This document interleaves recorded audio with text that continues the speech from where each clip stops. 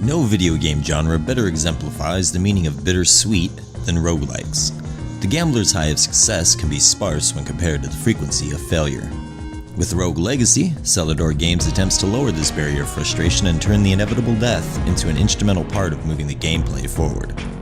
Borrowing key elements from Castlevania Symphony of the Night and Infinity Blade, the combination of 2D side-scrolling, a unique lineage system, and an overall charming presentation result in an action RPG that's hard to put down.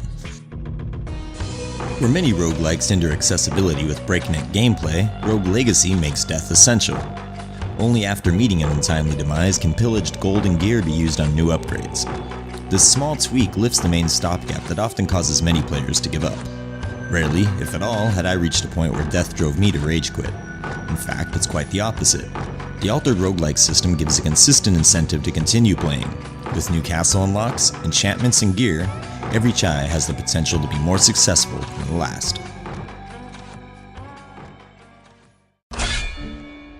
As the name implies, Legacy plays a large role in the game's character system.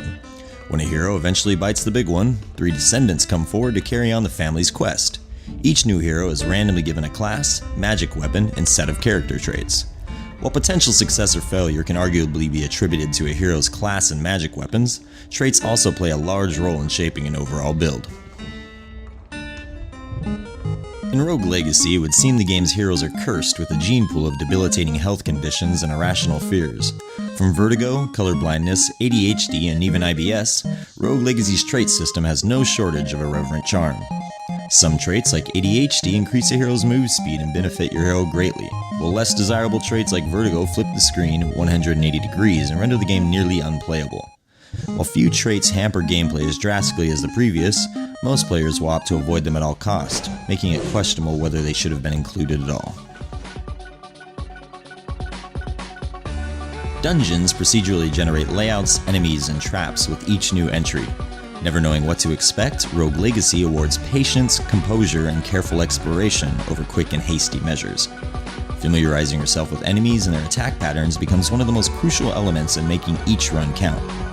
As the unlocks and gear become more expensive, it's very possible to rush into new layouts and die before obtaining enough gold to upgrade upon death. Faulting the game's sometimes imbalanced procedurally generated dungeons, every so often it can feel as if you've pulled a short straw. But you're always a few minutes away from re-rolling the dice and changing the odds. Rogue Legacy is a welcome and refreshing take on a polarizing genre. Embracing roguelike gameplay but trimming down the unnecessary tedium results in a continuously entertaining cycle of action and character development. It's not so much that the mechanics themselves are revolutionary, but the order in which Rogue Legacy places familiar mechanics is certainly unique. While there are a couple of irrelevant traits and the procedurally generated dungeons can sometimes feel unbalanced, it's hardly enough to not recommend giving it a try. Between an efficient gameplay loop and a dose of irreverent charm, Rogue Legacy should not be missed by anyone who enjoys a simple and addictive action RPG.